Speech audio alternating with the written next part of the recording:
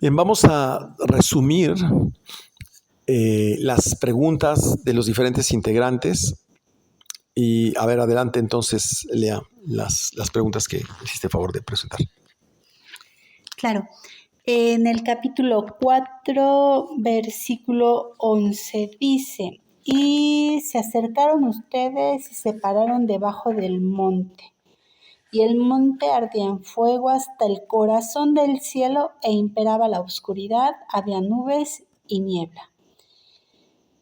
¿A qué se refiere en este caso, en este versículo donde se está refiriendo al fuego, al corazón del cielo, a la oscuridad, las nubes y la niebla? Me parece que hay muchos códigos. Bueno, explicamos que ese fuego hace referencia a la montaña donde fue entregada la Torá. Ese fuego representa el rigor. Pero en realidad, la Torá, que es agua, Gesed, Maim, aplaca ese fuego. ¿Y dónde está ese Gesed? En la Torá. Pero la Torá empieza con la letra Beit y termina con la letra Lamed, que dice Lev, corazón. ¿Dónde tiene que estar ese Gesed? ¿Dónde tiene que estar todo ese conocimiento, que es lo que despierta la clemencia para apagar el rigor? En tu corazón. Esa es tu casa, tu corazón. Esa es la casa de Akadosh Baruj Hu. Y ahí, en esa tu casa, ahí es donde albergas los secretos. Ahí es donde te fundes en esencia con Akadosh Baruj Hu. ¿Para qué? Para quitarte la niebla. Lo que te impide ver más allá de tus narices, más allá de los 5 sentidos. Todo el propósito de los secretos del cielo es quitarte la niebla, es quitarte las clipot, es quitarte la imposibilidad de no ver el otro mundo. La niebla nos impide ver más allá. La única forma de adquirir ese mérito es echándole agua al fuego, es decir, aprendiendo los secretos para aplacar el rigor. Eso es lo que te quita el rigor. Y cielo es llamado Akadosh Baruj Hu. Entonces, desde el corazón del cielo, dice, ¿no? Es decir, ¿a dónde reside Akadosh Baruj Hu? En tu corazón. Pero solamente va a residir ahí si tú tienes una Torah dentro. Es decir, si tú estudias los secretos del cielo, entonces tienes la clemencia, la misericordia de Akadosh Baruj Hu dentro de ti.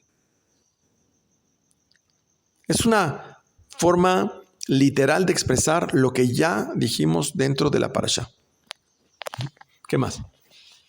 Sí, igual en el capítulo 4, versículo 19, dice: y si por si acaso levantas tu mirada al cielo y observas al sol o la luna o las estrellas o todos los demás astros del cielo, y ello te incite a postrarte ante sus figuras y rendirles culto, cosa que el Eterno tu Dios dejó para que se dediquen a eso los demás pueblos que existen debajo del cielo. Te pregunto aquí, ¿cómo es que nosotros estamos constantemente observando a estas personas que son idólatras? Bueno, le llamamos idólatras, si esto aquí dice que el Eterno se los dejó para que se dediquen los demás pueblos. Esos pueblos, Akadosh Baruj Hu les ofreció la Torah, lo explicamos, pero no quisieron tomar la Torah, porque no se pudieron ver sin el asesinato, no se pudieron ver sin la promiscuidad, no se pudieron ver con una serie de restricciones que exige al pueblo de Israel. Pero no es que las personas fueran tontas. No, es que están debajo de una influencia que les impide aceptar eso. Es como una persona que está alcohólica o drogada. Está bajo una influencia que les impide ver la vida en una conciencia real. Entonces, Esav es tu hermano y está bajo esa influencia. Y nosotros nos los deja ahí para que nosotros tengamos misericordia de ellos y les enseñemos. Pero si ellos no se dejan de enseñar, precisamente aquí dice, los demás pueblos que se dediquen a eso. Dejó para que se dediquen a eso los demás pueblos que existen debajo del cielo. Y entonces ahora entendemos que toda esta idolatría es ese ocupa que hace imposible muchas veces que Akadosh Baruj Hu resida dentro de ellos y que incluso nosotros podamos enseñarles. ¿Qué podemos hacer? Están dedicados a lo que están, al mundo físico. Y esto me da una expresión que me parece bonita e interesante comentar. Y es por qué nosotros en Shabbat podemos utilizar a un goy, a un gentil, para que pueda lavar los platos o pueda hacer cosas que nosotros no hacemos. ¿No? Porque en realidad está bajo un efecto que no es bajo la conciencia del pueblo de Israel. Está dedicándose a eso, para atender las acciones y funciones de la materialidad. Por eso es que nosotros, me extiendo aquí en la explicación, no podemos tener un socio goy, porque va a estar dedicado a eso, a las funciones materiales, no a unir los dos mundos. Y eso va a ser disfuncional. Entonces, si creemos imposible encontrar un socio no goy, bueno, pues entonces repite otra vez la misma lección, ¿no? Ya aprendiste una vez, ¿no es suficiente? ¿Ya? ¿Con eso? Sí. Mientras tú tienes lo digo, Lea, por situaciones aprendidas, tú tienes una visión de hacer crecer una empresa y transformar la visión de las personas, la forma de cómo participan en un proyecto, en inversiones o en cosas. Y el otro lo que piensa es en manejar un Uber, ¿no? No, si hacemos Uber, mira, gano inmediato. Es una visión, con todo respeto, de ver un árbol en lugar de ver el bosque. Entonces, no es que esas naciones estén mal o sean malas. No, su función en el mundo es esa. Ahí es donde se separa el pueblo de Israel de las demás naciones. Estamos en Sukkot. ¿Y qué hacemos 7 días? 7 días implorando, pidiendo por los demás pueblos. Una fiesta dedicada prácticamente en el 90% a todas las naciones. Yo quiero preguntar, ¿cuál de todas las religiones que no sea el judaísmo implora por el pueblo de Israel durante 7 días seguidos? No. Siempre piden por ellos y están dedicados para ellos y para la materialidad. Y el pueblo de Israel no. El pueblo de Israel está dedicado al servicio de Akadosh Baruj Hu. Entonces, si Sara, que es la influencia astral, los tiene dominados, controlados, como títeres, y utiliza eso, como lo dice aquí, las estrellas y los planetas, para que se dediquen a eso. De eso nos está hablando. Que son literalmente utilizados como unos títeres para que se dediquen a esas funciones.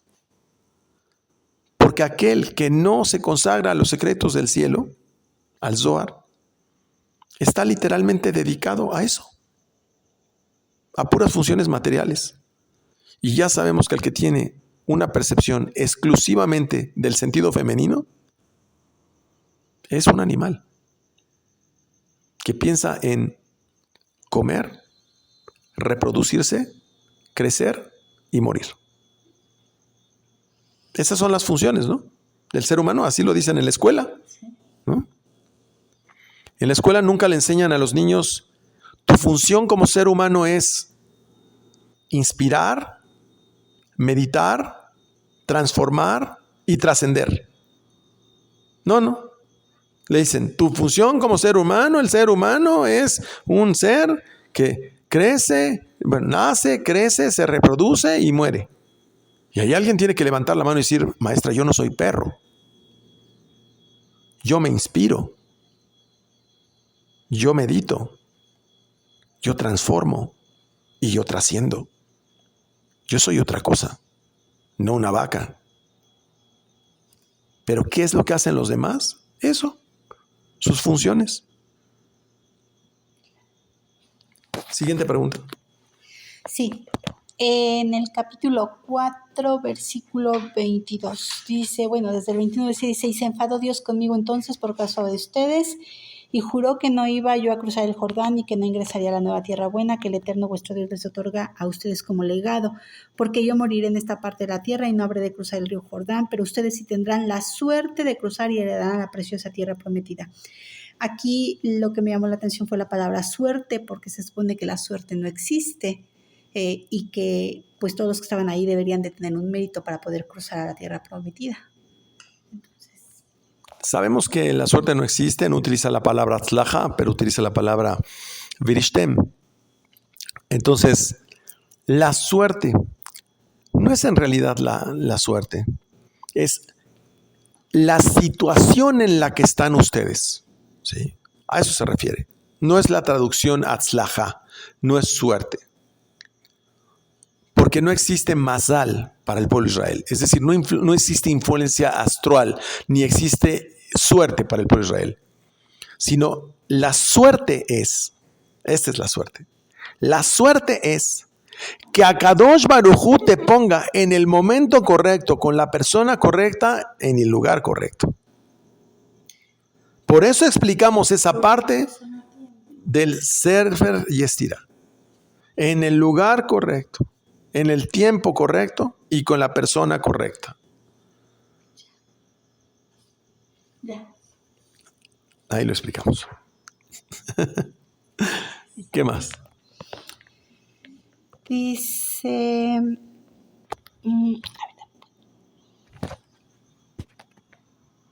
sí, en el capítulo 7, versículo 1, dice, cuando el Eterno tu Dios te haga llegar a la tierra hacia la cual tú vas para conquistarla, va a expulsar Dios de allí a muchas naciones ante ti, a los giteos, a los girgasheos, a los emonitas, a los cainitas y a los periseos. Pero en hebreo dice a Hití, ve a Girgashi, ve a Emorí, ve a Kenaní, ve a Perisí, ve a Jibí, ve a Ibusí. O sea, yo conté una Heit y 6 Vav. Tiene algo eso muy escondido, supongo. Así es. Son 6 Vav. Son 6 Vavim. ¿Qué es la letra Vav? El sistema emocional.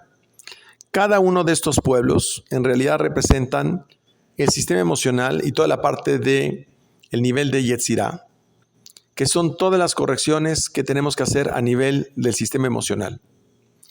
Y la letra, ¿contaste una qué? Una Hei.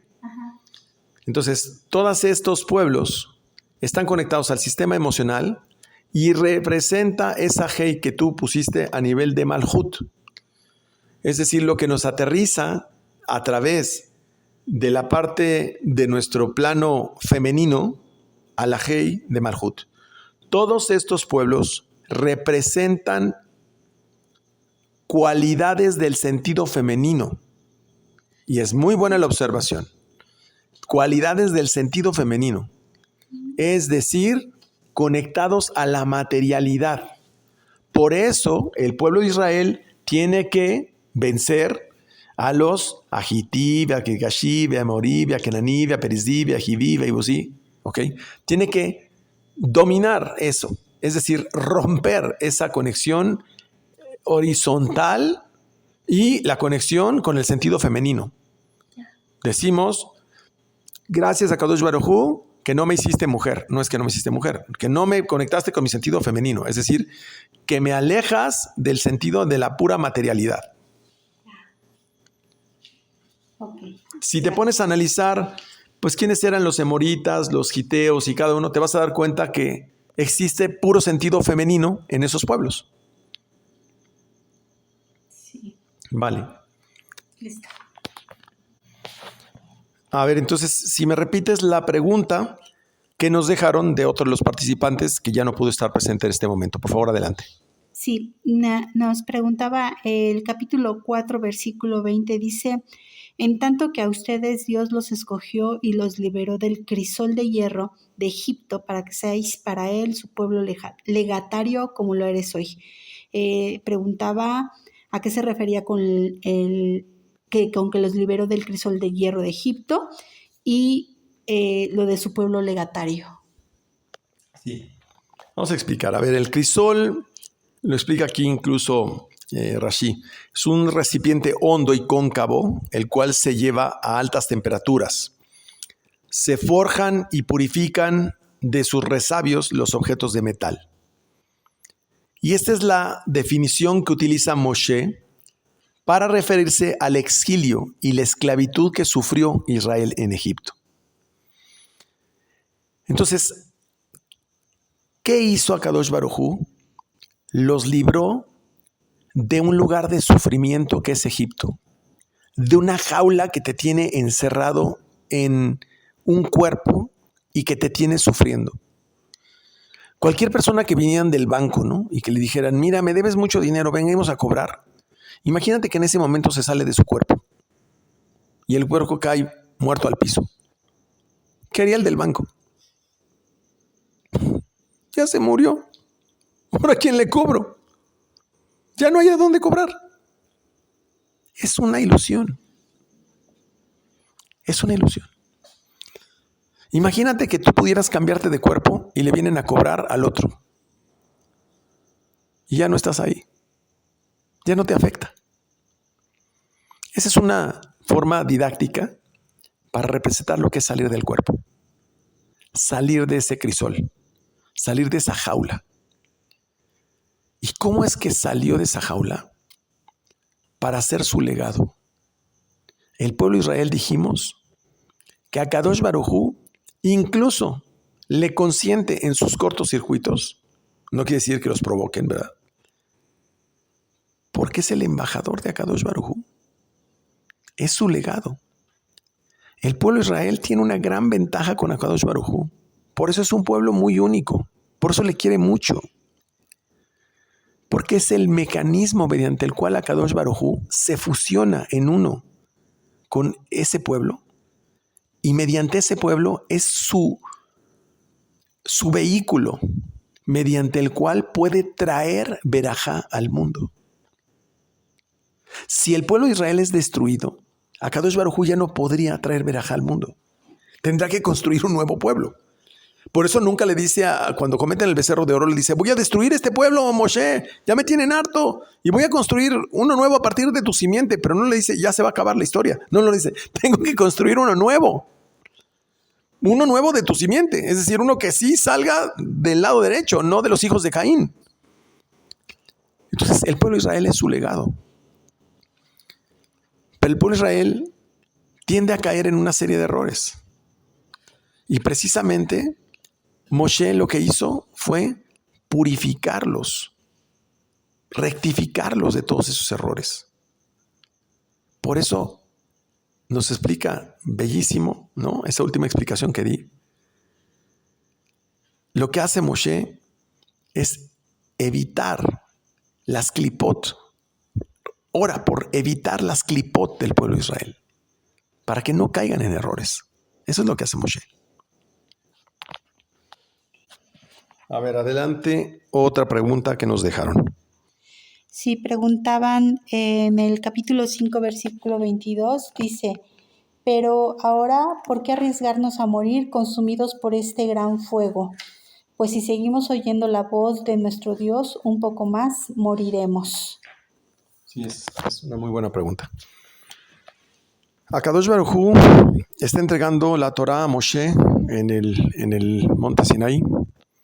Quiere decir que Moshe subió al monte Sinaí, Sinaí 130, misma gematria que la palabra Sulam, escalera. Quiere decir que subió a los mundos espirituales. Y el pueblo estaba abajo de la montaña. Es decir, estaba en un plano espiritual inferior a Moshe. Moshe recibía la Torá fuera de su cuerpo para poder ver a Kadosh Baruj Hu. Pero a Kadosh Baruj Hu estaba entregando la Torá y todo el pueblo de Israel estaba vivo en su cuerpo. Y está escrito que nosotros no podemos ver a Kadosh Baruj Hu o moriremos, o morimos. Por eso es que nosotros nos desenfundamos de nuestro cuerpo para meditar y verle, como se dice, cara a cara. Es decir, no le podemos ver la cara, pero recibimos su esencia divina, directa a través de sus letras, que son básicas. Entonces el pueblo de Israel, en el momento en el cual está recibiendo esta fuerza, esta esencia divina, a pesar de que tenía un nivel profético, el pueblo de Israel siente que le arrancan el alma. Y esto, decía, sentimos que nos morimos. Porque ¿por qué sentían que se morían?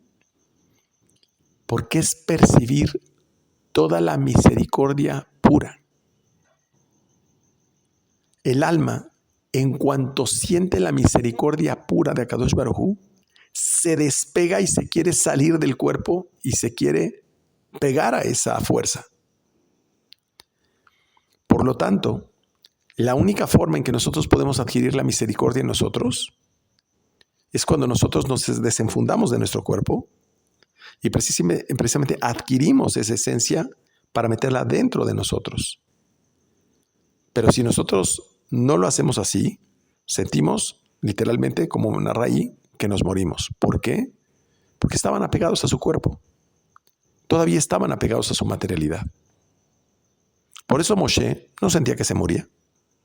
Y el pueblo de Israel sentía que se moría.